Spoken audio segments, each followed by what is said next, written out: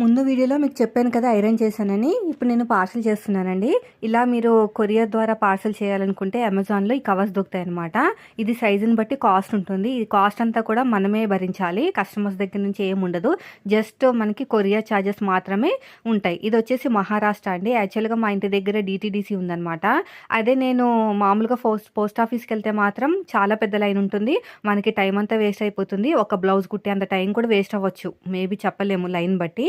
అందుకని చెప్పేసి డీటీడీసీలోనే నేను బుక్ చేస్తున్నాను. కేజీకి బయట వాళ్ళకి అంటే బయట స్టేట్ వాళ్ళకైతే 150, ఏపీ టీఎస్ అంటే మనకి విత్ ఇన్ ఏరియా లేదంటే ఏపీకి కొరియర్ చేయాలన్నా సరే మనకి 100 రూపీస్ తీసుకుంటారనమాట. అయితే వేరే స్టేట్ అయితే 150 రూపీస్ తీసుకుంటారు. అయితే పక్కాగా ఇలాగా మనం కొరియర్ చేయాలండి. ఎక్కడికక్కడ మొత్తం పోకుండా నీట్గా చేసుకోవాలి. అయితే ఇక్కడ వచ్చే మెయిన్ మనకి లాస్ ఏంటంటే, లాస్ అని కాదు మనకి డేంజర్ ఏంటంటే ఇక్కడ మన అడ్రస్ ఉంటుందండి. అదే మెయిన్ ప్రాబ్లం.